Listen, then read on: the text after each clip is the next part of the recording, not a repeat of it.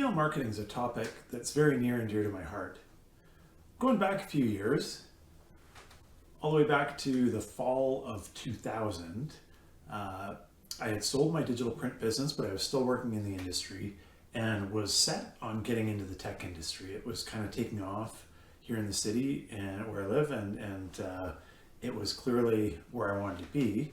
And so I applied at a software company for a job. I think they called it the email marketing and merchandising coordinator. Long story short, it was a digital photo software company that had a trial software list of 1 million opted-in trial users and 200,000 customers, and they had never done email marketing. And for some reason, they thought it might be a good idea, and they hired me to do that. Kind of crazy to think that you could get a job without actually having specific experience, although I was a good writer and pretty dialed in on software and tech. So, hey, I got it.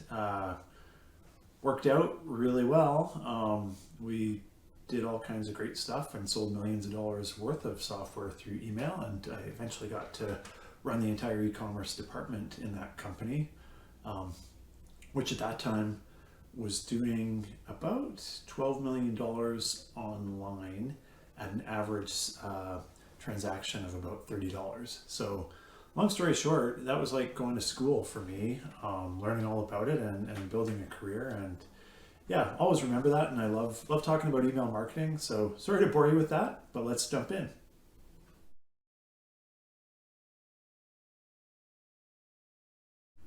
The most surprising thing about email marketing is that it's not dead.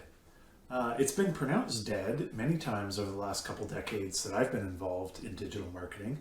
But that said, from what I read, it's still the #1 return on investment marketing channel for customers and contacts. Not used for prospecting. It's not a great tool for prospecting. Nobody likes spam.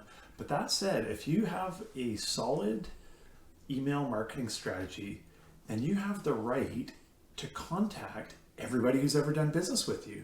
So imagine the power of that when you've got something new to offer or you've got some information to share. You can get great results and you can dramatically increase your conversion or purchase rates and your customer lifetime value. And nothing does that like email. It's virtually free.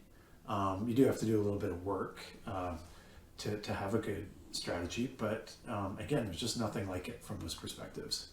So some essentials about email. First off, it's not really that complicated. You gotta send something that people want to receive at an appropriate frequency. So it's like, well, what do I like to receive? And the obvious question at sending stuff, how often is too often? That's a tough one. We often look at doing monthly newsletters, but that said, I know for things I'm passionate about, I certainly don't mind weekly mailings. So again, it's really, there's this kind of dynamic variable around how passionate people are about the topic and how good the information is you're sending. With service businesses, the most common theme is on what I've been talking about with thought leadership, the most common theme is educational insights and tips for professional services.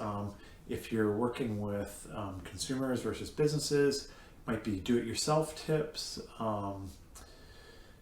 might be education, it might be features of customers, might be all sorts of things like that. Not purely education, but always with services, it seems like teaching something is a great way to go. Both newsletters and drip emails can work really well for both professional services as well as consumer services. And we'll talk a little bit about drip emails in a minute so that you'll understand exactly what that is. And the big rule really is don't kill the golden goose. And where I say this is if you're selling stuff or selling services, reaching out to people, sending that one more email next week will always get more results next week, but that doesn't take into account all the people that are going to unsubscribe because it's just too much. So looking at the value of your program, think about, well, how many people and how engaged are the people in our list going to be a year from now? Not about next week's sales. It really isn't about next week's sales. I've been in the unfortunate position of having to send way more often than I wanted to when I worked inside of some companies. But it is what it is, and what it has done though is it made me ridiculously aware of why you don't want to do that. So jumping into newsletters, most people, you probably subscribe to a few newsletters. I mean, I think of some of the ones I really enjoy getting. There's a accountant locally who works nationally who does a great newsletter with tips on improving your business and growing to a certain level. Really enjoy receiving his emails. Shout out, Joe. I'm a passionate mountain biker, so actually that's one where pretty much if it's new and interesting information, you can't send me, it's impossible to send me too much information about mountain biking, tips, training, all that sort of stuff all over it. One thing about newsletters is you can do long form newsletters where somebody reads everything there, a long article or articles within a newsletter. I've always preferred doing short summaries and then links to the posts and articles on your website. This is particularly relevant if you're doing multiple articles or multiple posts within the same newsletter. By having just headlines and short summaries, you can actually have a lot more stuff stacked up near the top of the newsletter that people will actually see and click onto. And as well, you can see of the multiple things, which ones did people click onto. Interesting note, as far as education is really important, it always seems to be the most entertaining or catchiest headlines that get the clicks. I remember once I wrote what I felt was the best thing I'd ever written on search engine optimization, but guess what? Not a lot of people click through on search engine optimization posts, at least not if it's got a technical headline. Looking at drip marketing, which I mentioned, otherwise known as marketing automation, email sequences, email nurturing, those all mean the same things. And it's basically pre-written scheduled emails that go out at specific intervals after an action. For instance, in the case of our What Works Academy, if somebody signs up for the free membership of the Academy, they might get a confirmation email with helpful info on day one, like immediately. They might get an email with more in-depth info a couple days later. And then maybe 10 days from there, they'll get an update with additional content.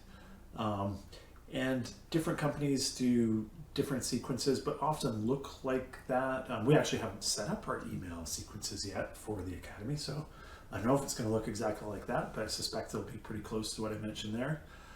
Again, it's whatever the user would want, whatever the subscriber or member would want. Just think of a logical and helpful sequence of follow-up emails. It really is as simple as that. There is lots of training out there about being super aggressive and really going for sales. That can work.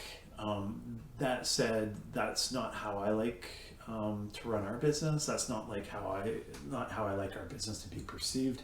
And I do believe that in the long term, we get more value out of being helpful and thoughtful rather than trying to cram sales material down people's throats. So again, at the end of the day, that's your decision.